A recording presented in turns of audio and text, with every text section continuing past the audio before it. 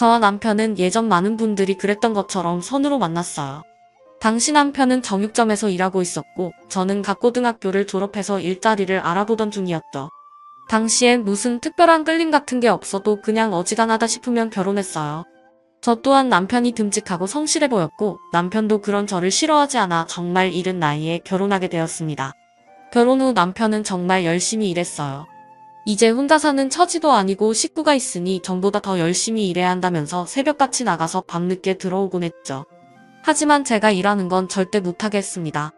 제가 집에 있어야 자기가 마음 편하게 나가서 일할 수 있다면서 괜히 고생하지 말고 살림만 해달라고 하더군요. 사실 당시엔 저도 사회생활을 해보고 싶은 마음이 굴뚝 같았지만 남편의 말을 거역할 수 없어 그렇게 했네요. 그리고 얼마 지나지 않아 예쁜 딸아이가 태어났고 남편은 더욱더 열심히 일했죠. 전에는 저 혼자 종일 집에 있어서 한가하다기보다는 오히려 좀 심심한 편이었는데 아이가 생기니 종일 심심하다는 말을 입에 달고 살았던 저 자신이 미워질 정도로 정신이 없어지더라고요. 모든 게 처음이라 아이가 울어도 뭘 어떻게 해야 할지 몰라서 집안을 뒤집어 놓기 일쑤였고 거기다 남편 뒷바라지까지 해야 하니 몸도 마음도 많이 힘들었습니다. 하지만 그런 생활도 아이가 돌이 지나자 점차 안정되기 시작했어요.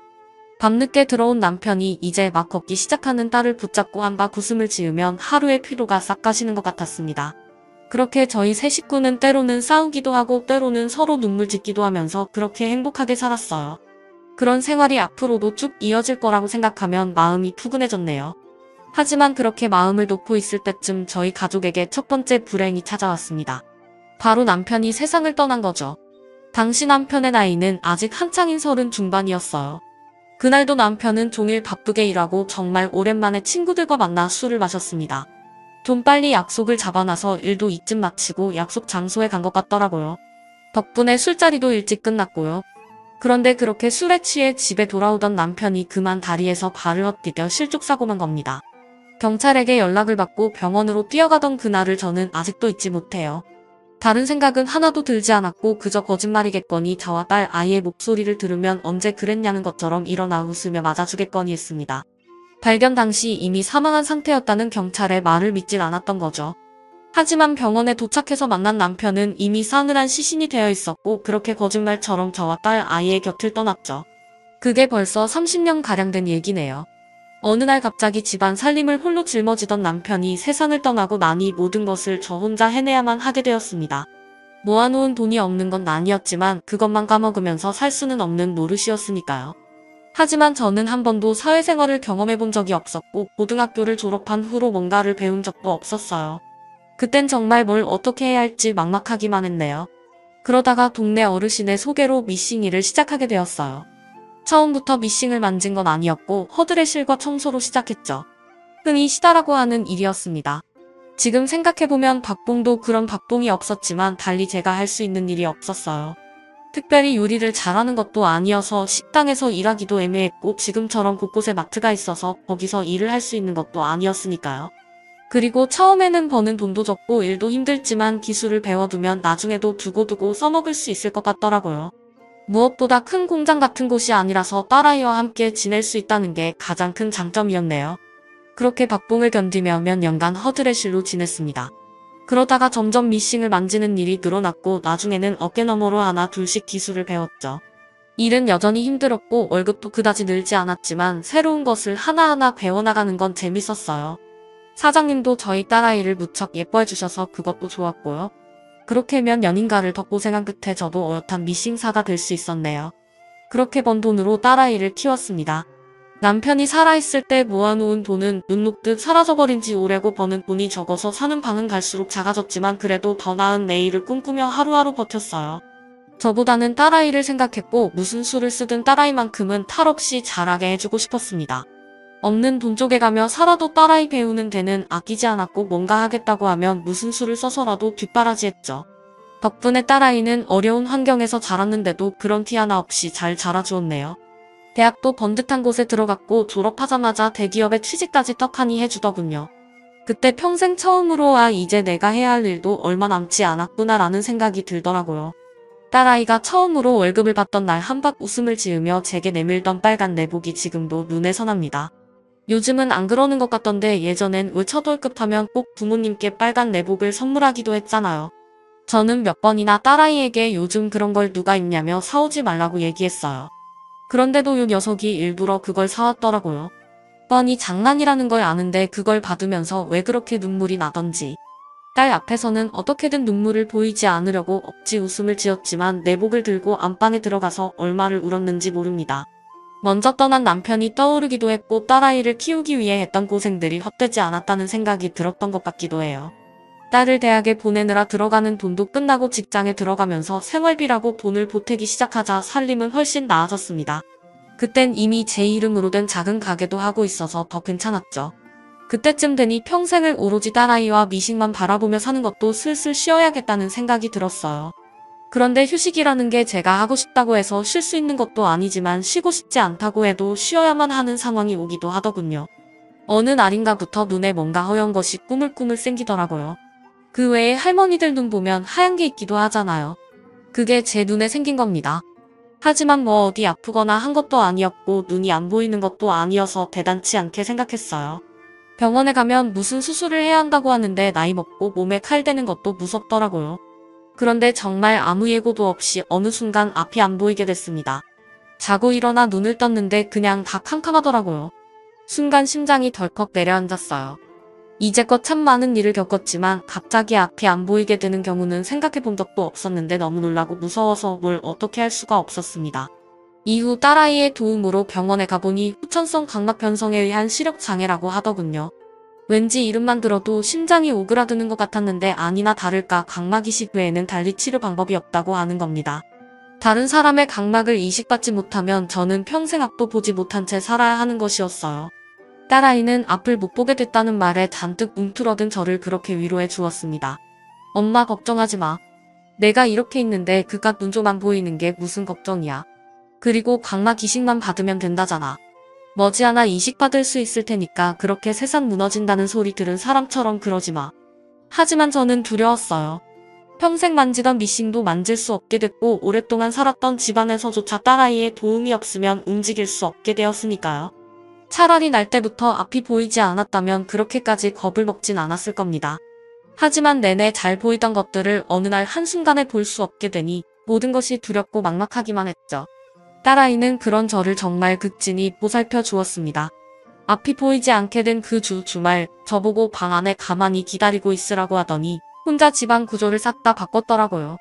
정강이 높이에 걸리는 거실 테이블은 어딘가로 치워버렸고 그 밖에도 제가 움직이는데 조금이라도 방해가 될 만한 것들은 전부 치워버렸어요. 엄마, 이제 어지간해서 돌아다니다가 다치시는 일은 없을 거예요. 그러니까 너무 겁먹지 말고 조금씩이라도 움직여봐요. 퇴근 후에는 딸아이가 저를 돌봐주니 괜찮았지만 문제는 딸아이가 회사에 있을 때였습니다. 밥이라도 차려 먹으려 해도 앞이 보이질 않으니 아무것도 할 수가 없더라고요. 그러자 딸아이는 자신이 없는 사이 제게 문제가 생기지 않도록 집안 구조를 바꾼 것이었어요. 그렇게 저는 조금씩 앞이 보이지 않는 삶에 익숙해져 갔어요. 혹시나 각막 공여자가 나타날까 하루에도 몇 번씩 전화기를 들어보지만 연락은 오지 않았습니다. 반면 시간이 지나면 지날수록 저도 점점 적응하게 되더라고요. 처음엔 침대에서 몸을 일으켜도 앞에 뭐가 있을지 몰라 한 걸음 떼는 것도 두려웠어요.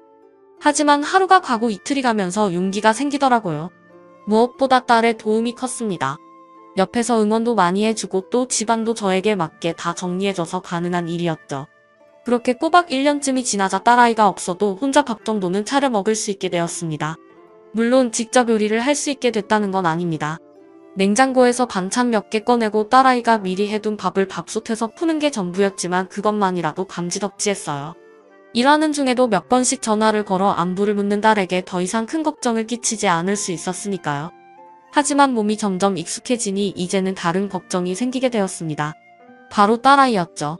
제가 앞을 완전히 못 보게 되었을 당시 딸의 나이가 27이었어요. 한창 꽃다운 나이고 좋은 사람을 만나 결혼도 해야 하는데 저 때문에 아예 사람 자체를 만나질 않는 것 같더라고요. 그래서 하루는 퇴근한 딸아이를 붙들고 물었습니다. 얘, 너 요즘 만나는 사람은 있니? 만나는 사람? 뭐 애인 같은 거 그래. 괜히 이 엄마 뒷바라지 한다고 연애도 못하는 거 아닌가 싶어서. 에이, 내가 설마 연애할 시간이 없겠어? 그냥 아직 인연이 없어서 없는 거지. 너무 걱정하지 마. 어떻게 엄마가 걱정을 안 해. 너 무사히 출가시키는 것까지가 엄마 의무인데. 치, 엄마는 맨날 나 내보낼 생각만 하지. 요즘은 결혼 안 하고 혼자 사는 여자도 많아. 어머, 너 설마 요즘 말하는 그 비혼주의인가 뭔가 그런 거니? 비혼주의까지는 아니고 결혼을 꼭 해야 하는 건가 싶어서. 그런 소리 하지 마. 결혼은 당연히 해야지. 엄마가 썬짤이라도 좀 알아볼까? 27살에 서는 무슨 나 아직까지 젊으니까 걱정하지 말고 엄마 몸부터 챙겨요. 엄마는 명령 못 드는 거 아니야. 이식만 받으면 된다잖아. 머지않아 이식 받을 수 있을 테니까 그때까지 건강 잘 챙기세요. 말로는 그저 인연을 만나지 못해서라고 하는데 아무리 생각해도 원인은 저였습니다. 어느 엄마나 자기 딸 예쁜 사람이 없겠지만 저희 딸이 어렸을 때부터 예쁘다는 말을 많이 들었거든요.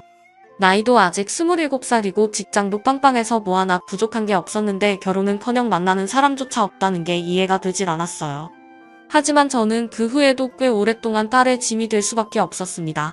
가게는 예전에 정리해서 딸에게 생활비를 탔어야 하는 상황은 아니었지만 집안 청소조차 혼자 하기 힘들어 어쩔 수 없이 딸의 도움을 받아야 했거든요.